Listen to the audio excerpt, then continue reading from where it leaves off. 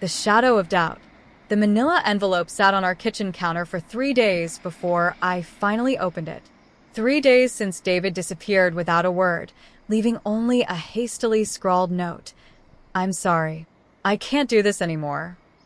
3 days of unanswered calls, of little Emma crying for her daddy, of me cycling through confusion, rage, and despair.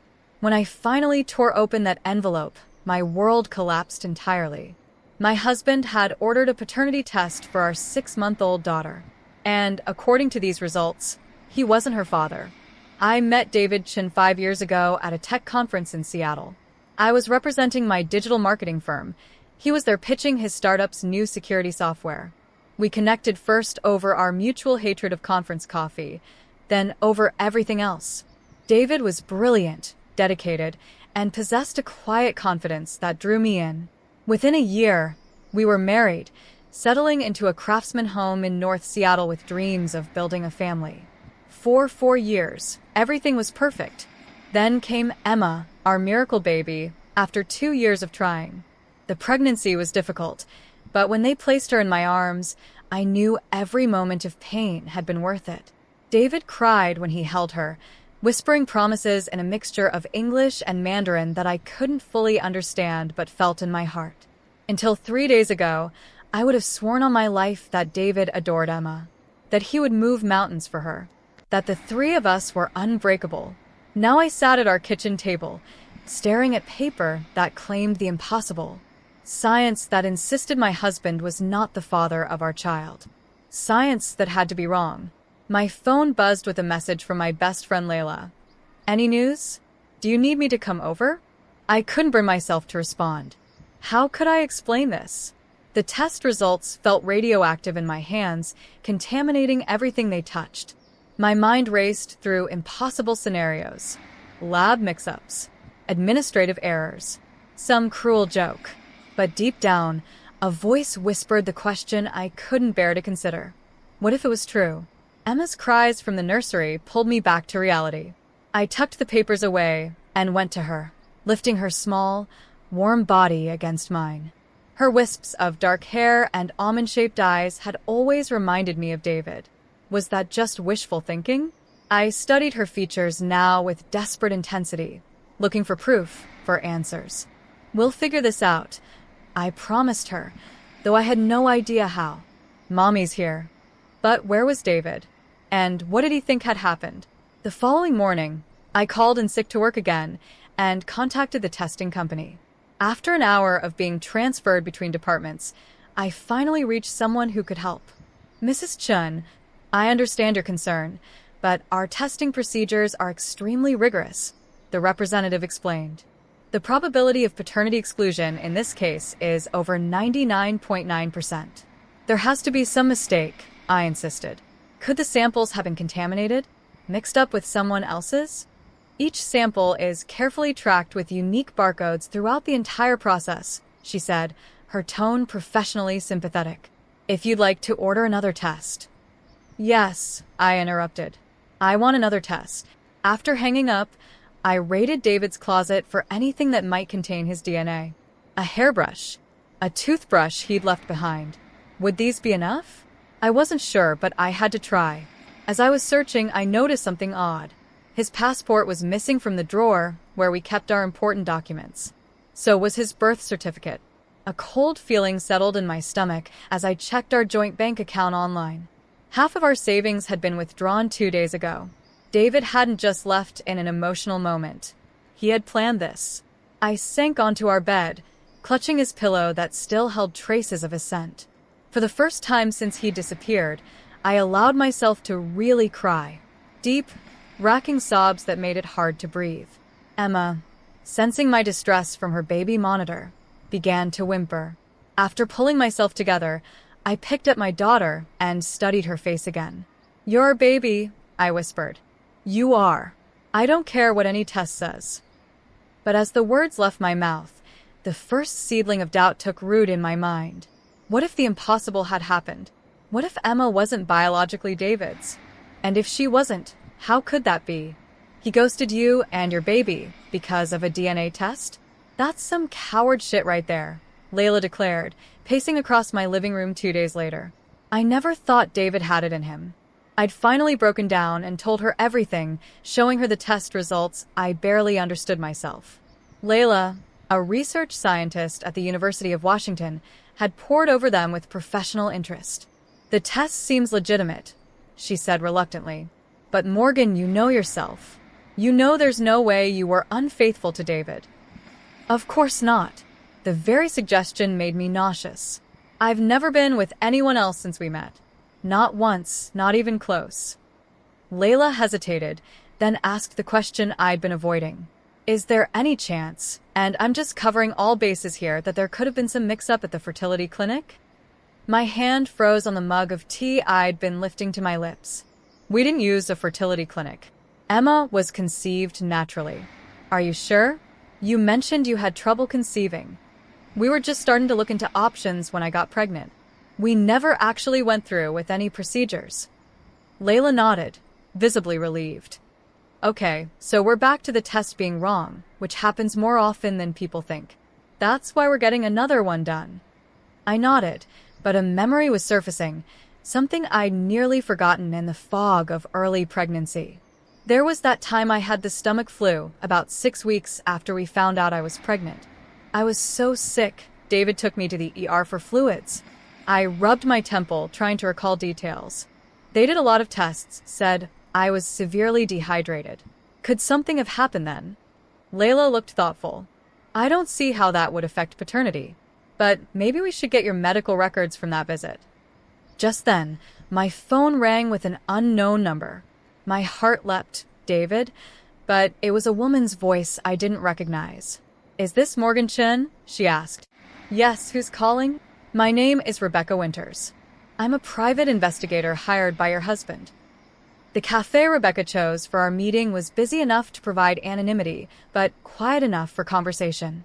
She was in her 50s, with sharp eyes and a no-nonsense demeanor that reminded me of my mother. I need to be clear about something up front, she said after we'd ordered coffee. I don't typically share information about clients with third parties. But this situation has unusual ethical dimensions that I feel compel disclosure. You know where David is? I asked, leaning forward. Not currently. He hired me 3 months ago to investigate you, Mrs. Chen. The words hit like a physical blow. Investigate me? For what? He suspected infidelity. I nearly knocked over my water. That's absurd. I've never. She held up a hand. I know.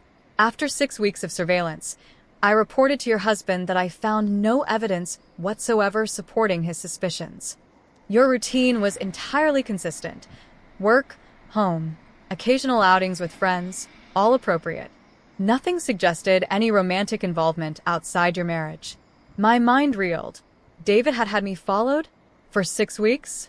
The violation of trust was staggering. If you cleared me, then why did he?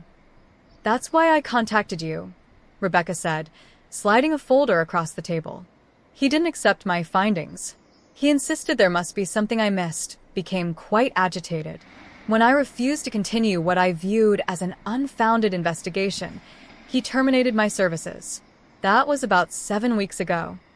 I opened the folder to find surveillance photos. Me pushing Emma's stroller in the park, leaving my office building, having lunch with Layla.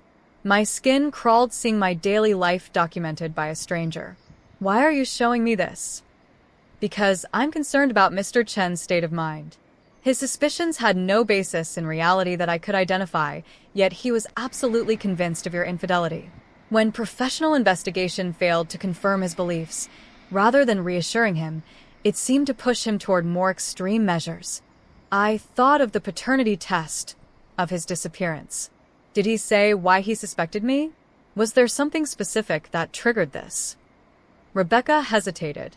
He mentioned recurring dreams that felt like memories. Dreams where you were with someone else.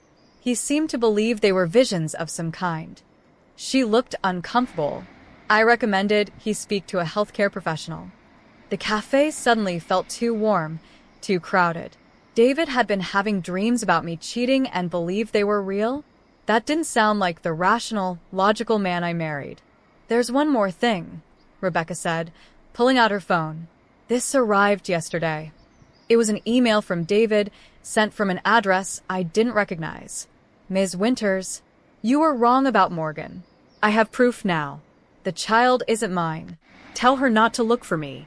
For her safety and the baby's, it's better if I stay away. DC.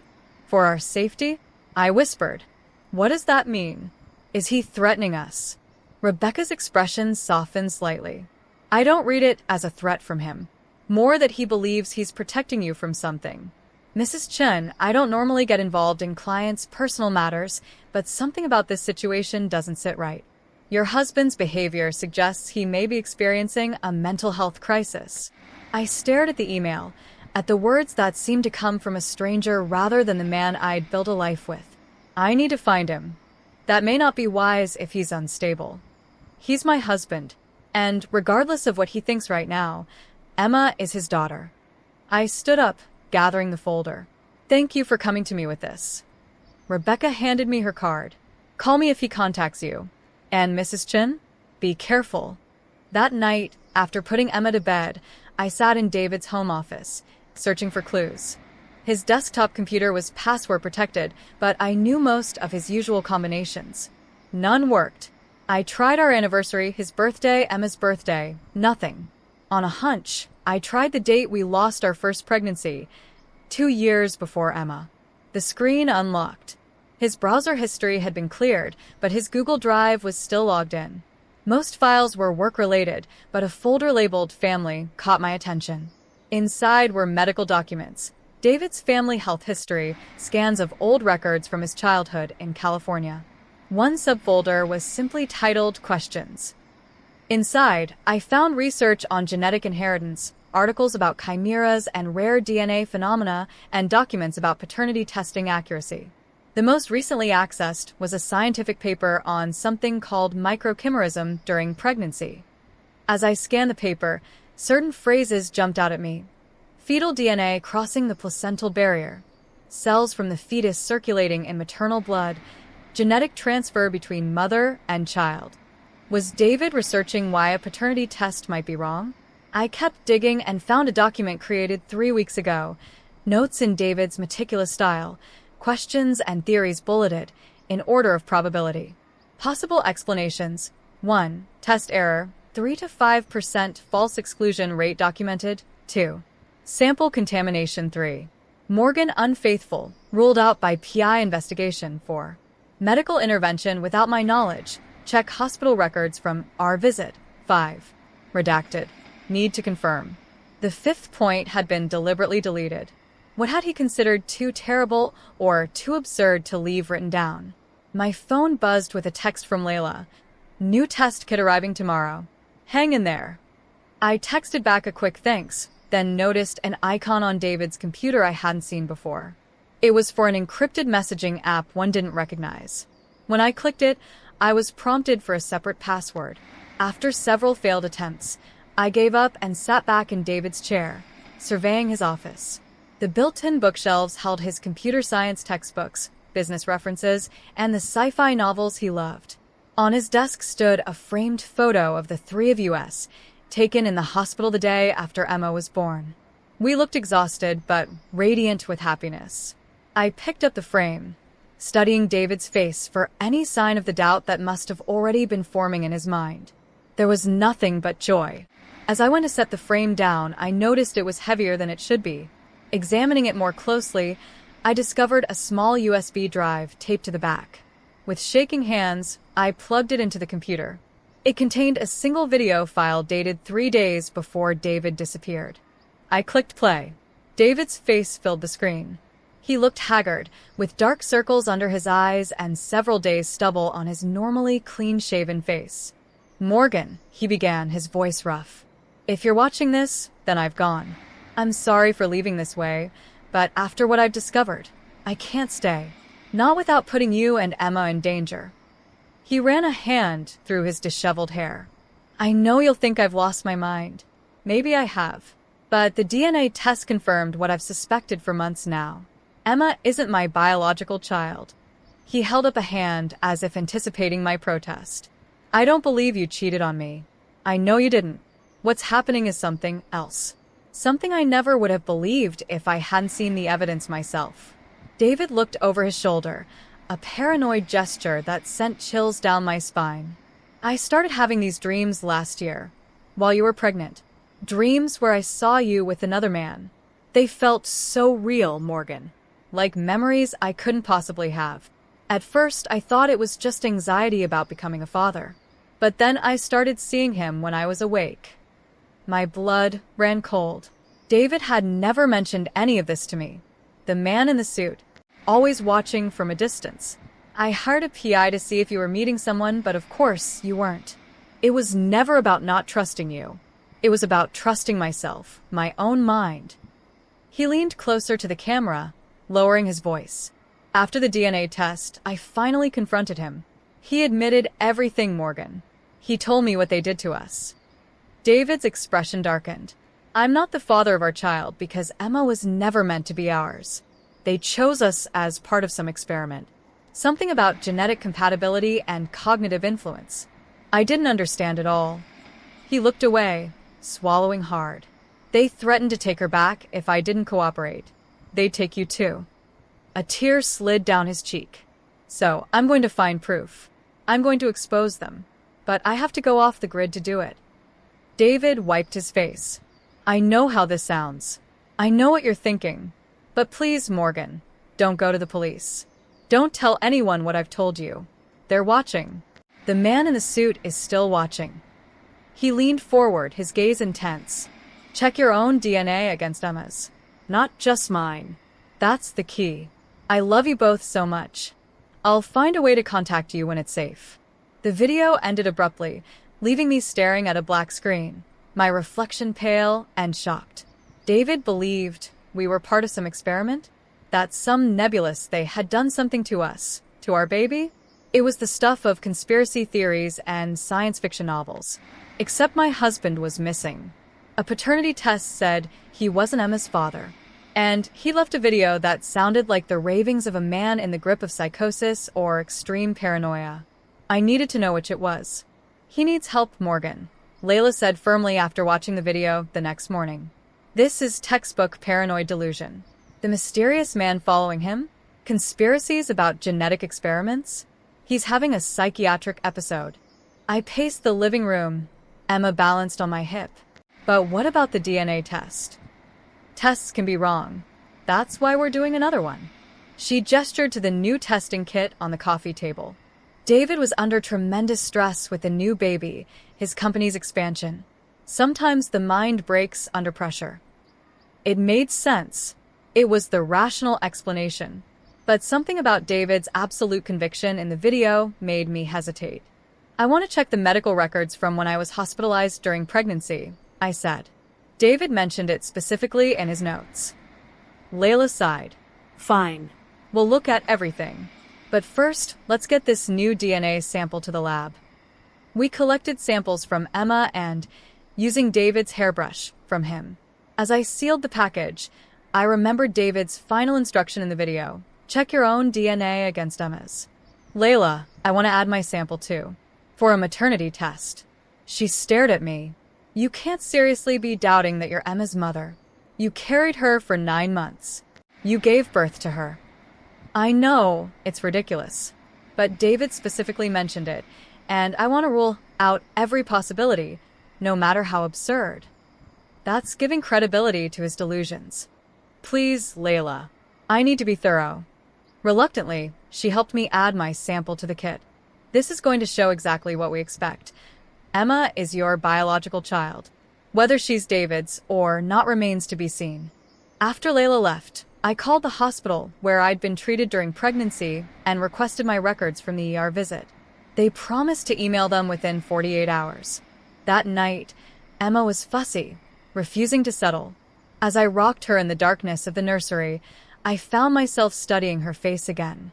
Her eyes, still the deep blue of infancy, would likely darken to brown like David's and mine. Her nose was small and perfect. Her chin had a slight dimple that neither David nor I possessed. Was that significant? Or was I now feeding into the same paranoia that had consumed my husband? Just as Emma finally drifted off, my phone vibrated with a text from an unknown number. Don't trust the results.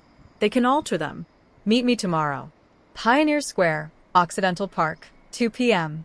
Come alone. D. My heart raced. David was alive in Seattle and wanted to meet. Should I tell someone? Call the police?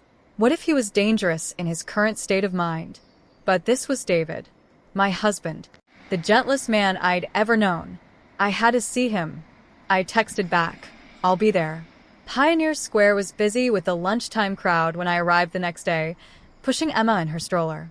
I'd left early to make sure I wasn't followed, though I felt foolish even considering such precautions. Despite Layla's warnings to contact the police, I'd come alone as instructed. Occidental Park was easy to spot with its distinctive pergola. I found a bench and waited, scanning the faces of passers-by for my husband. At exactly 2 p.m., my phone rang with another unknown number. Morgan. David's voice, tense but unmistakable. Where are you? I demanded, looking around frantically. I can see you, but I can't approach. Are you alone? Yes, just me and Emma. A pause. You brought the baby? I told you to come alone. She's our daughter, David. I wasn't going to leave her. Another pause. Walk toward the totem poles. Slowly.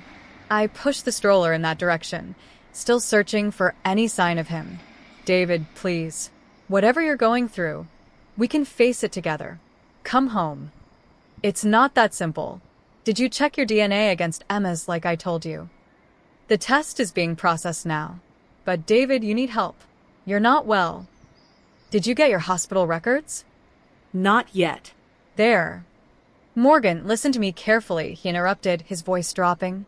I need you to go to my office. In the bottom drawer of my desk, there's a false bottom. Inside is a key to a storage unit in Bellevue. Unit 217 at East Side Storage. Everything I've found is there. Found about what? David, you're scaring me. About us. About the program. His voice cracked. They've been watching us for years, Morgan. Before we even met. A chill ran through me despite the mild day. Who? The Convergence Project. A private research initiative studying genetic compatibility and cognitive influence. We weren't randomly matched at that conference 5 years ago. They engineered our meeting. I stopped walking. That's crazy, David. I know how it sounds. But the evidence is all there, including why Emma's DNA doesn't match mine. He paused. Someone's coming toward you, man in a gray suit. I turned to see a tall man in business attire walking purposefully in my direction. Don't speak to him, David hissed. Don't let him near Emma. The man was about 20 feet away now, making direct eye contact. Mrs. Chun, he called, reaching into his jacket. Run, David commanded. Now. Adrenaline surged through me. I turned the stroller and hurried in the opposite direction, weaving through tourists and office workers. Leave the park from the west exit, David directed through the phone.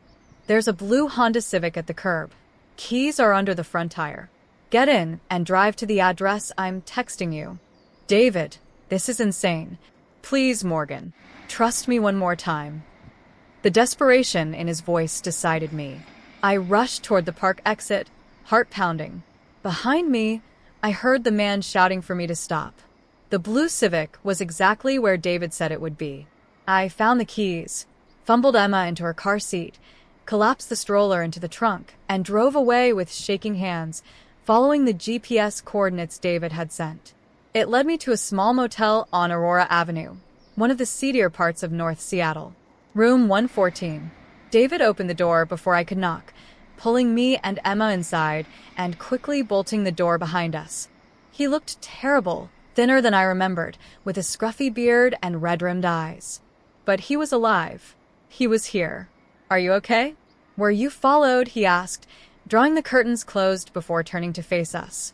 David, what the hell is going on? Who was that man? Why are we hiding in a motel? Instead of answering, he approached Emma's car seat, which I'd placed on the bed. He knelt before her, tears filling his eyes. She's gotten so big in just a week. Emma cooed and reached for him, recognizing her father despite his altered appearance. He gently took her tiny hand, but didn't pick her up. David, I said more firmly. Talk to me. Now. He looked up, eyes filled with both love and profound sadness. I'm not her biological father, Morgan. But neither are you her biological mother. The motel room felt like it was spinning. What are you talking about? I carried her. I gave birth to her. David nodded, sitting on the edge of the bed. You did. But Emma's genetic material isn't from either of us. She was essentially implanted in you. I sank into the room's only chair, struggling to process his words. That's not possible. I wasn't at any fertility clinic. There was no IVF, no medical intervention of any kind. We conceived naturally. That's what we were meant to believe. David ran a hand over his haggard face. Remember that tech conference where we met? It wasn't chance. We were selected, brought together because our psychological profiles were compatible for the experiment. What experiment? I demanded. The Convergence Project is studying how a child with specific genetic markers develops when raised by carefully selected parents. They call it environmental genetic expression. I shook my head. This sounds like a bad sci-fi plot, David. If what you're saying were true, how would they have implanted Emma without my knowledge? Your hospitalization during early pregnancy, the severe dehydration, the tests, the 4 fluids. That's when they did it. A memory flashed, lying in the hospital bed, drifting in and out of consciousness as doctors and nurses moved around me. The sharp pain of an injection in my abdomen that someone explained was standard procedure. No, I whispered. That's impossible. David pulled out a laptop. I have proof. After I got the paternity test results, I started digging, looking into the Convergence Project, into our medical records, into that conference where we met. He opened a series of documents, research papers on epigenetics, medical records with highlighted sections, and a list of names I didn't recognize except for one, Dr. Helen Morris, the physician who had treated me in the ER. Dr. Morris is part of their research team, David explained. She published papers with the Convergence Project lead scientist before transitioning to private practice in Seattle 3 years ago. It was circumstantial, but disturbing. Even if that's true, it doesn't prove anything about Emma. The man who's been following me, who approached you in the park, his name is Thomas Wayland. He's their field operative. He's been monitoring us. David pulled up surveillance photos of a familiar figure, the man in the gray suit. How did you get these? I hacked their server. That's when I found this. He opened a file marked Subject EC Development Profile. Inside was a detailed genetic assessment of an embryo, along with psychological evaluations of 2 individuals labeled only as host parents. My eyes caught on a phrase. Host parents believe conception occurred naturally on approximately May 12th, 23. The date matched when we thought we'd conceived Emma. This could be about anyone. I protested weakly. Look at the genetic markers, David said, pointing to a section of complex data. Blood type, predisposition factors, developmental indicators. When the new DNA tests come back, you'll see. Emma's genetic profile won't match either of us. I felt sick. Why would anyone do this? What's the point? They're studying something they call cognitive resonance. The ability for genetically compatible minds to influence each other, possibly even share thoughts or experiences. He looked at me significantly. Like how I started having dreams about you with another man, memories that weren't mine. That doesn't make any sense. It does if those memories belong to Emma's biological father. David's voice dropped. Morgan, I think when you were carrying her, some kind of connection formed. I started experiencing fragments of her biological father's memories. The room suddenly felt too small, too hot. I stood up abruptly, needing to move. This is insane, David. You're talking about telepathy, about conspiracies involving doctors and researchers. Do you hear yourself? I know how it sounds, he snapped, then immediately softened his tone when Emma whimpered. I know, but the evidence is all there in the storage unit. Research documents, surveillance records, everything. My phone buzzed, a text from Layla. DNA results expedited. Coming tomorrow morning. I showed David the message. If what you're saying is true, those results will prove it. We should wait. He shook his head urgently. They know I've accessed their systems. They know I've found proof. Why do you think Wayland approached you in the park? They'll intercept the results, modify them. David, listen to yourself. You're describing an all-powerful conspiracy that can alter DNA test results and implant embryos without anyone knowing. It's paranoid thinking. Is it paranoia if they're really after you? His attempt at humor fell flat. Morgan, please. Just come with me to the storage unit. See the evidence for yourself. Then decide. I looked at Emma, now sleeping peacefully in her car seat, oblivious to the insanity swirling around her. What if David was right? What if someone was after our daughter? But what if he wasn't? What if this was a dangerous delusion that could put Emma at risk? I'll go with you, I decided. But after we see this evidence, we're doing things my way, which might include getting you psychiatric help. David nodded, relief visible on his face. Thank you. We should go now, before they track us here. As we gathered our things, a knock came at the door. David froze, gesturing for me to stay silent. Mr. Chen? A man's voice. Seattle Police Department. We need to speak with you. David's eyes went wide with panic. He pointed to the bathroom window, small, but possibly large enough for me to squeeze through with Emma. Mrs. Chun, we know you're in there too, the voice continued. Your friend Layla is concerned about your safety. I felt a flood of relief. Layla had called the police. This nightmare could end. Morgan, don't, David hissed as I moved toward the door. Sir, we're coming in. The door burst open, revealing two uniformed officers. David Chun, the first officer asked, eyeing my husband. We need you to come with us. On what charge? David demanded, backing away. No charges, sir. We're here for a welfare check. The officer's gaze shifted to me. Mrs. Chun, are you and your child all right? We're fine, I said, though my voice shook. There's been a misunderstanding. My husband has been experiencing some confusion. Confusion? David looked betrayed. Morgan, you can't believe. Sir, please remain calm, the second officer said, hand moving to his holster. We'd like you to come to the station just to clear things up. They're not real police, David whispered urgently to me. Look at their badges. I glanced at the metal shields on their uniforms. They looked official to me.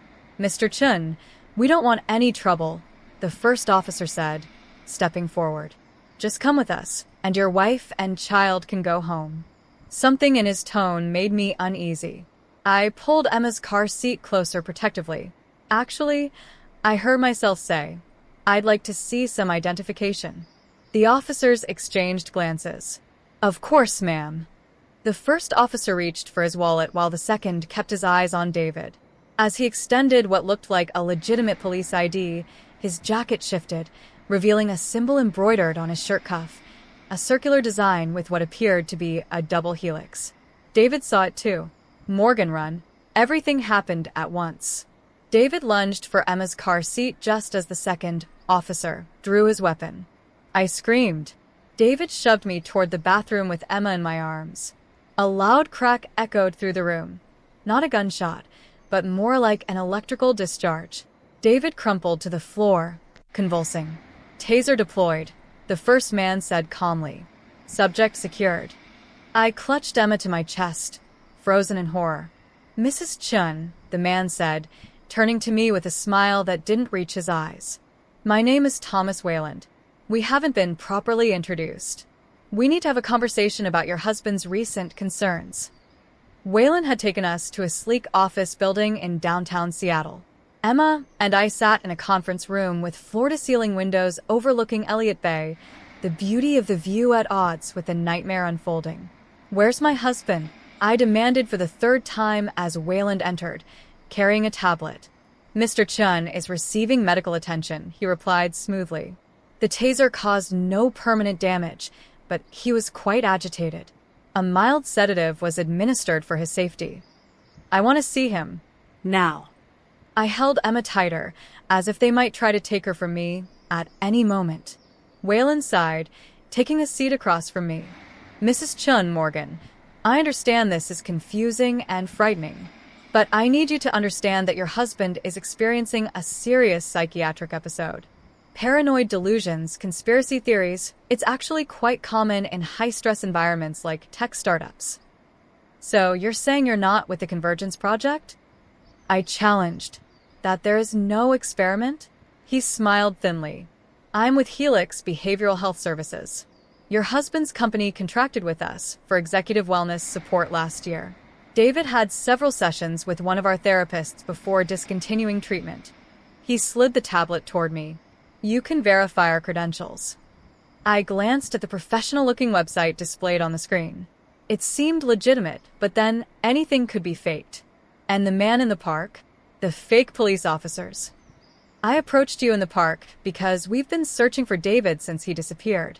As for the officers, they were real police working with our crisis intervention team.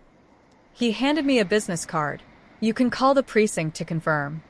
Everything he said had a plausible explanation, but I remembered the symbol on the officer's cuff, David's absolute conviction. If David is just having delusions, how do you explain the DNA test showing he's not Emma's father? Waylon's expression softened with what looked like genuine sympathy. Morgan, I think you know the most likely explanation for that result. The implication hung in the air. I felt a surge of rage. I never cheated on my husband, I hissed. Never. Of course not consciously, he said soothingly. But perhaps there was an incident you've suppressed? A night out where things went too far? Trauma can cause the mind to protect itself through selective memory. That's ridiculous. I remember every day of our marriage. Waylon shrugged. We've ordered another DNA test for all three of you, using our lab. The results should be conclusive. A chill ran through me. You took our DNA? Without consent. Standard procedure in cases like this. He smiled that cold, professional smile again. We need to ensure the safety of all parties, especially the child. I looked down at Emma, who was fidgeting in my arms, blissfully unaware of the tension surrounding her. Her tiny fingers wrapped around mine, and in that moment, I knew with absolute certainty that whatever her genetic makeup, she was my daughter. I want to see David now, I said, my voice steadier than I expected. Either you take me to him, or I'm walking out that door and calling the actual police. Waylon studied me for a long moment, then nodded. Very well. Follow me. He led us down a hallway to another room where David lay on a medical cot, eyes closed. My heart clenched at the sight of him. He'll wake up soon, Waylon assured me. The sedative was very mild. I approached David cautiously, balancing Emma on my hip. His eyes fluttered open as I touched his hand. Morgan, he whispered, then his eyes widened with alarm. Emma? She's right here, I said quickly. We're both okay. David struggled to sit up, his gaze darting to Waylon, who stood watching from the doorway. Don't trust him, Morgan. The storage unit. Your paranoia is concerning, Mr. Chin, Waylon interrupted. The doctors I've consulted believe you're experiencing a psychotic break. Then why bring us to an office instead of a hospital? I challenged, suddenly aware of how strange this whole setup was. Why not involve actual medical professionals? Something flickered across Waylon's face. Annoyance, perhaps, or calculation. We have a psychiatrist on staff. I want to see the storage unit, I interrupted. If there's nothing there, if this is all in David's mind, then prove it. Waylon's smile faded. That's not advisable in his current state. I'll go with her, David said, his voice growing stronger as he fully regained consciousness. You can come along if you're so concerned about our well-being. A tense silence followed as Waylon considered his options. Finally, he nodded. Very well. But I'll drive. The storage facility was in an industrial area of Bellevue, rows of identical units stretching in every direction. Waylon pulled into a parking space, his pleasant demeanor now replaced with tight-lipped professionalism. Unit 217, David said as we approached the facility entrance. I have the key. Waylon accompanied us silently as we navigated the maze of corridors. When we reached the unit, David's hand trembled slightly as he inserted the key into the lock. Morgan, he said quietly, whatever we find in here or don't find, I need you to know that I love you and Emma more than anything. The lock clicked open and David raised the metal door. The unit was empty. David stood frozen, staring at the bare concrete floor. No, he whispered.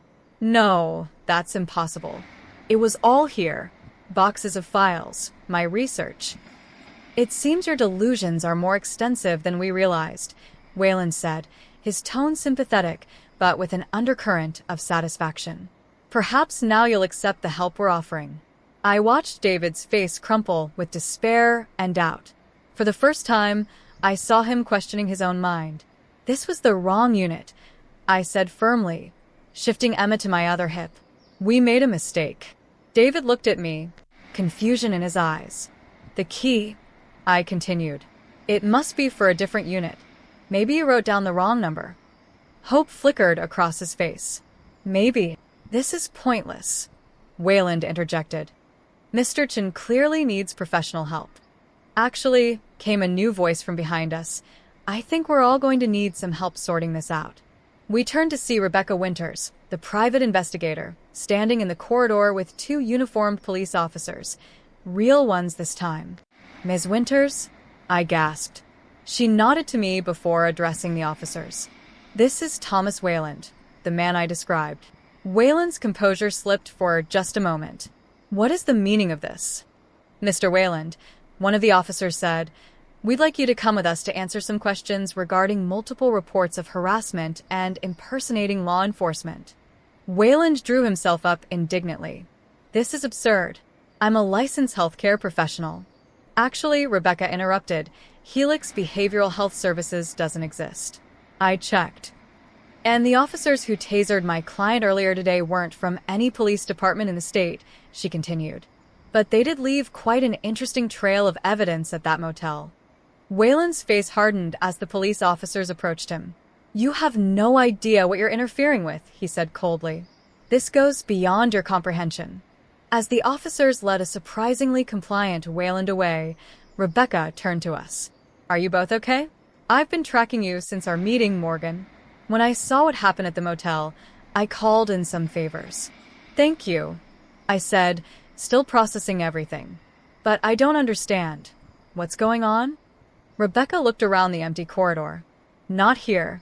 Let's go somewhere safe. 2 hours later, we sat in Rebecca's office, Emma sleeping peacefully in her car seat beside me. Rebecca spread photographs and documents across her desk. After our meeting, I started looking into the Convergence project, she explained. At first, I thought it was just a delusion, but then I found this. She showed us corporate filings for a research entity called CP Global, with connections to several biotechnology companies and private research institutes. They exist, David said, his voice a mix of vindication and fear. I told you. They exist, Rebecca confirmed, but what they're actually doing is harder to pin down. Whatever it is, they're well-funded and connected to some powerful people. What about the storage unit? I asked. David said he had evidence.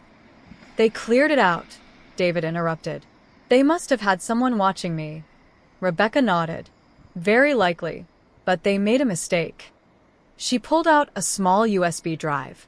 When I started investigating CP Global, I set up automated systems to monitor any digital activity related to their known affiliates. 2 days ago, someone accessed a secure server from a location matching your storage unit, David. They downloaded a significant amount of data, which my system mirrored. David stared at the drive. You have their files? Some of them. Encrypted, but my tech team is working on it. My phone buzzed with a text message. It was from Layla. DNA results came back. Call me ASAP. I showed it to David, my heart pounding. This could be the proof we need. Or the confirmation that I've lost my mind, David said quietly. I called Layla immediately, putting her on speaker. Morgan. Her voice was tense. Are you okay? Where are you? The police came by asking questions. I'm safe, I assured her. David is with me. What did the DNA test show? A pause. It's confusing. The test shows that Emma is definitely your biological child. Your DNA matches as her mother. I felt a wave of relief, then confusion. And David, that's the strange part. His DNA, it's not a match as her father, but it's not a complete mismatch either. There are unusual pattern similarities that the lab couldn't explain. They want to run more comprehensive tests. David and I exchanged looks of bewilderment. Layla, can you send me the full results? Rebecca asked. Who's that? Layla questioned. After brief introductions and explanations, Layla agreed to forward everything to Rebecca. There's one more thing, Layla added hesitantly. I looked into that hospital visit during your pregnancy, Morgan. The attending physician, Dr. Morris. What about her? I asked. She doesn't exist. There's no record of a Dr. Helen Morris ever working at that hospital. According to their records, you were treated by a Dr. Thomas Weber. The name hit me like a physical blow. Thomas. Like Wayland. Rebecca was already typing on her computer. Thomas Weber, let's see if... She stopped suddenly. Found him. She turned her screen toward us, displaying a photograph of a younger Thomas Wayland in a doctor's coat, the name Dr. Thomas Weber on his ID badge. This is from a research paper published 10 years ago, Rebecca explained. Co-authored by Weber and a Dr. Eleanor Patelon, she squinted at the screen. Epigenetic modification through maternal influence. David leaned forward intently. That's it. That's what they were studying with us. But if I'm Emma's biological mother, I said, trying to make sense of it all, then what did they do? What was the experiment? Before anyone could answer, Rebecca's office phone rang. She answered, listened briefly, then put it on speaker. Ms. Winters, a familiar voice said, I believe we should talk. Wayland, how did you get this number? Rebecca demanded. The police are no longer concerned with my activities, he replied smoothly. Misunderstandings happen, but that's not important now. What do you want? David asked, his voice hard. To offer clarity, Wayland said, and a choice. He paused, and I could almost picture his calculating expression. The Convergence Project is not what you think, Mr. Chin. We're not villains. We're scientists exploring the frontiers of human potential by experimenting on people without consent. I interjected angrily. By carefully selecting participants for studies that could benefit humanity, he corrected. Your daughter is special, Mrs. Chen. Her genetic makeup has been subtly enhanced to form unique neural pathways that can potentially connect with compatible minds. The dreams, David whispered. Precisely. What you experienced wasn't a psychotic break, Mr. Chen. It was the first documented case of non-localized consciousness transfer. You were experiencing fragments of our researchers' memories, the man who donated genetic material that was combined with Mrs. Chen's ova during her hospitalization. My head spun with this information. You're saying you fertilized my eggs with someone else's sperm without my knowledge? More complex than that, Wayland replied. We used elements of both Mr. Chen's DNA and our researchers, combined with your ova in a process we call genetic resonance splicing. Emma carries traces of both men's genetic material, but primarily yours. That's why traditional paternity tests show inconclusive results. That's illegal, Rebecca stated flatly. Human experimentation without consent is regrettable, Wayland interrupted. But what's done is done. The question now is, what happens next? David reached for my hand, squeezing it tightly. What are you offering? Walk away, Wayland said simply. Forget what you've discovered. Raise your daughter without interference from us. We'll continue to monitor her development remotely, but we won't intervene in your lives. And the alternative? Rebecca asked.